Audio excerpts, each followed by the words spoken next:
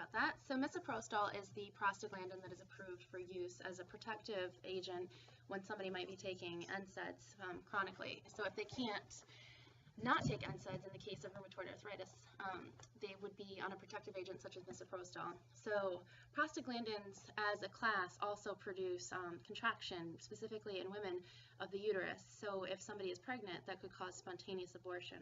Whenever somebody is on misoprostol, it is considered category X, which means do not take during pregnancy.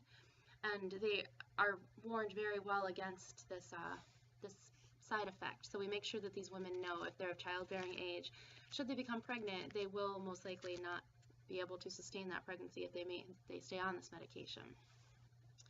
Our next class of medication is proton pump inhibitors. These directly inhibit the exchange of hydrogen ions. So hydrochloric acid is made up of H and Cl, or hydrogen and chloride. So if we are directly inhibiting the exchange of hydrogen ions, we are preventing the combination of the two to make hydrochloric acid. So these are approved for short-term treatment of benign gastric ulcers, active duodenal ulcers, GERD, or long-term therapy of hypersecretory conditions. In this case, we're talking about the drugs Nexium, Prilosec, Prevacid. Those are all brand names. Generic names you might hear include lansoprazole, omeprazole, rabeprazole, and again, these should sound pretty similar to each other, so you'll be able to recognize the class that way. They are used in treatment of H. pylori as well as part of a combination therapy. And moving on, and I'm following right along with the slides that are linked on to Sakai, so you guys can move along with me. It's page, we're now on anti-secretory drugs, gastrointestinal stimulants. These induce contractions of the upper GI tract to prevent reflux, and they keep damaging stomach contents from reaching the esophagus. Specifically, we're talking about metoclopramide.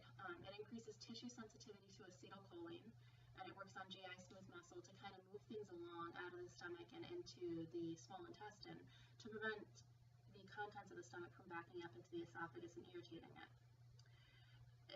Metoclopramide works best at reducing daytime food-induced heartburn, and it's used before meals, usually. For GERD, they will give an additional dose at bedtime. Adverse effects of metoclopramide include restlessness, drowsiness, diarrhea, and headache. And next, we're moving right along to anticholinergics and antispasmodic drugs. Anticholinergics block muscarinic receptors, which directly decrease gastric acid secretion and intestinal motility, whereas antispasmodics are used to just decrease intestinal motility. So our adverse effects are usually related to so anticholinergics as a class have what's called class effects, and these are CNS side effects, blurred vision, urinary retention, constipation, and drowsiness or fatigue.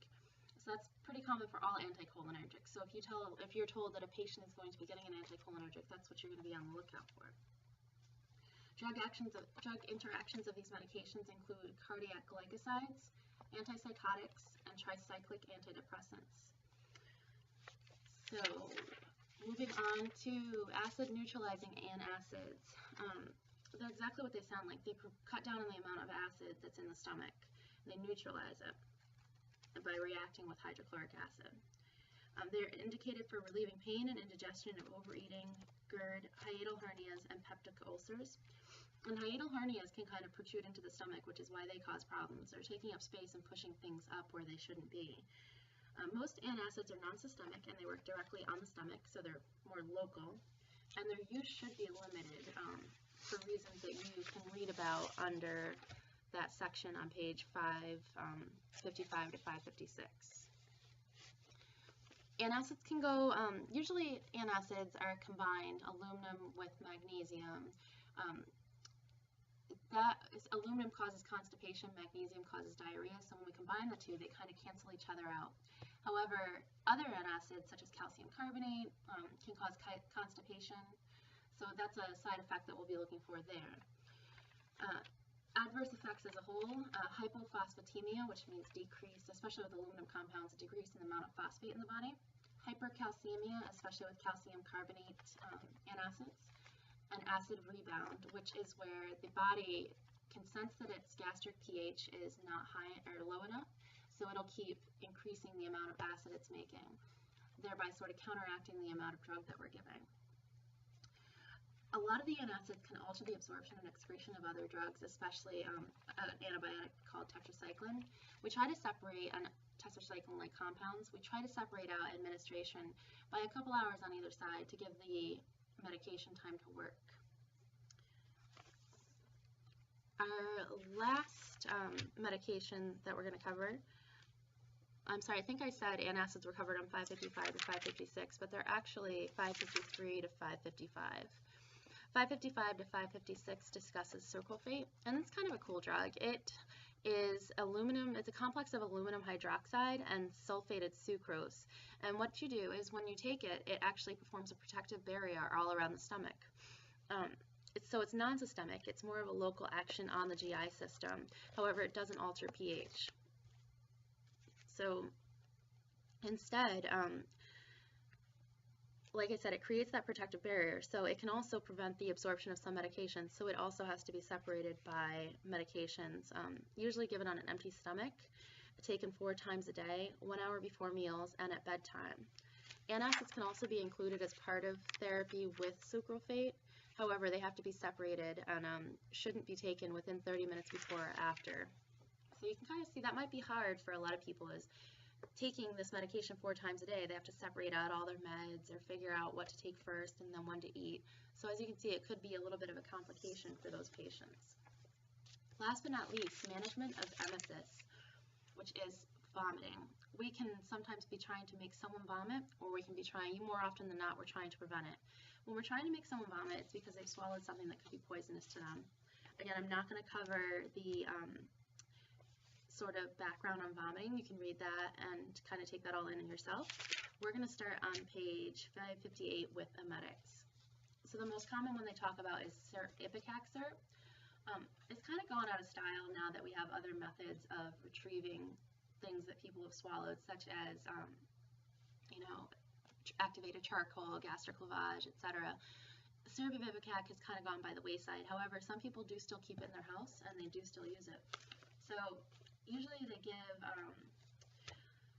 you give a dose or 2 doses, and if vomiting hasn't occurred within 15 to 30 minutes, you usually take a patient to a hospital to get them to have their stomach pumped or to use activated charcoal. It's a pretty scary drug because if it's not given correctly, it can actually cause more problems than it helps with. Specifically, if the patient aspirates it into their lungs, they can end up with pulmonary edema, which is water entering into the lungs, as well as pneumonia. So syrup of Ipecac should never be administered to individuals who are unconscious, semi-conscious, or severely inebriated, or who are having seizures. It's contraindicated in several situations, such as when the ingested substance is unknown or caustic, such as lye, or is petroleum-based, such as kerosene or gasoline. It's available over the counter, and a lot of people do, again, keep it in their house. Last but not least, antiemetics. Serotonin, 5-HT3, and NK1 receptor antagonists. So, serotonin antagonists are among the newest drugs that prevent or reduce nausea and vomiting brought on by cancer, or cancer chemotherapy, is what they originally used for, radiation therapy, and post-operatively as well. These drugs include ondansetron, granisetron, and dolasetron, and palonosetron. Again, they sound similar to each other, so just keep that in mind. They prevent nausea and vomiting by preventing serotonin from initiating signals to the central nervous system, and basically they're kind of standing in the way of that signal that's going back to the brain saying, hey, we don't like this, go ahead and throw up. That's the simplest way of putting it. They also block serotonin stimulation in the CTZ, the chemo trigger zone, as well as the vomiting center. So again, they're just blocking those signals to let the brain know that it's time to vomit. There's no major differences in effectiveness between the 3 first-generation ones, dolasetron, granisetron, and ondansetron. These drugs are more effective. They're usually given in combination, especially in chemotherapy, they're usually given in combination with other medications. We really want to make these patients comfortable, so we try to give them a couple different antiemetics to help them out. So, they're available oral and intravenous, and they're metabolized in the liver and excreted by the kidney. They're usually pretty well tolerated, the biggest side effect being diarrhea, constipation, dizziness, headache, fatigue, sleepiness, etc. So, on to NK1 antagonists. The only one that I'll talk about here, I think there is only one right now, is aprepitant, or fosaprepitant, which is the intravenous form. And it is the first in a drug class called NK1 receptor antagonist. So I'm going to go right through what the book says because this is the simplest way to explain it. Endogenous substance P is an important neuropeptide in neural transmission that binds and activates NK1 receptors. Substance P is associated with nerves that respond to painful stimuli as well as regulation of mood and vomiting. It's found in high concentration in the brainstem, along with other neurotransmitters such as dopamine, serotonin, and opioids. No matter what the emetic stimulus is, substance P and its NK1 receptors are the final pathway that regulates vomiting. So if we cut this off, then we have cut off the pathway that is going to tell us to vomit. So aprepitant has a high affinity for the receptor that substance P binds to, the NK1 receptor, so it blocks substance P from binding to it. It is available as oral or intravenous. It's metabolized primarily by CYP3A4, which is one of those hepatic metabolism enzymes that we talked about. And it's, again, usually combined with other medications such as the serotonin HT3 receptor antagonists or dexamethasone when given for chemo anti-emesis. They talk a little bit about Emetrol, which is phosphorylated carbohydrate solution. This is the one that is safe for pregnancy. So women, it's available over the counter, and women can take it freely without worrying about any problems they might have. It's safe to take. I'm guessing it'd be category A if I looked it up. Off the top of my head, I'm not sure though.